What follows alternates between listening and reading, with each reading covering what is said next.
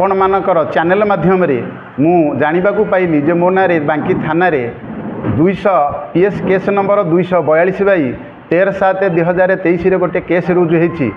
मु कोर्टरू certified copy पाइला पर मु मोर रिप्रेजेंटेशन बीओ सार डमपड़ा बीओ सार एवं डीपीसी कटक सार को गोटे रिप्रेजेंटेशन देइथली जे सार मु समस्त डॉक्यूमेंट्स प्रमाणपत्र दौछि आपण यहाकू आउ थे पुनर्बार वेरिफिकेशन करंतु जदि एथिरे कौनसी त्रुटि थिबो बा फेक थिबो आपण जहाँ दंड विधान करिवे मु मथापाती सही नेबी। किंतु सेटा कार्यानुष्ठान करिवा परिवर्ते मो विरुद्ध रे सांगे सांगे गोटे शोकज मते बीओ सार मागिले 18/7/2023 रे मु 17/7 रे रिप्रेजेंटेशन देइथली।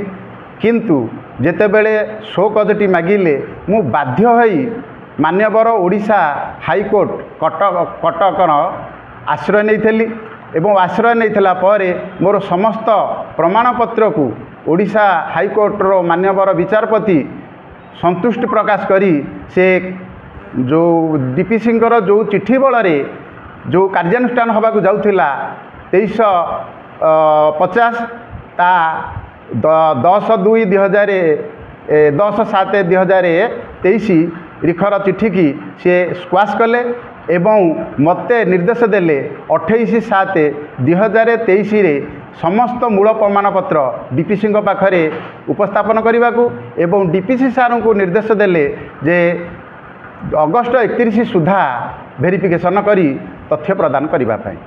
तेणु डीपीसी सारंकर चिठी बल यूनिवर्सिटी 28/8/2023 रे मोर समस्त सर्टिफिकेट जेन्युइन बोली से कौन कले प्रमाण देले। मु आपण मानक आगरे यह उपस्थापन करने को चाहूँगी।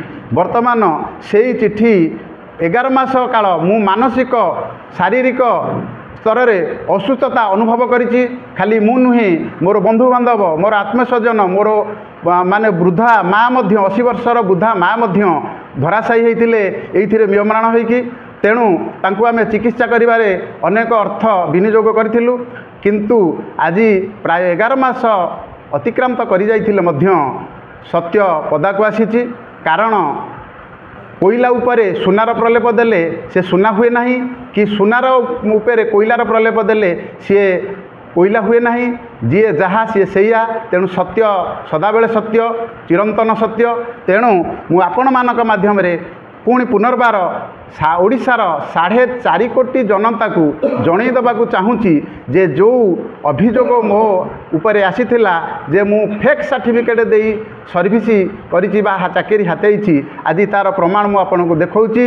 23/50 डेट 17/7/2023 डीपीसी चिठी अनुसार बलराम पाइक एफआईआर दिया तांकर सर्टिफिकेटा हरजाई थिला बोली। किंतु वर्तमान 46/23 21/2023 चिठी अनुसार आमर डीपीसी जो चिठी कर जेन्युइनेस अच्छी बोली प्रमाणित होती। जो ऑर्डर 46/23 21/2023 किंतु मो पाक आसी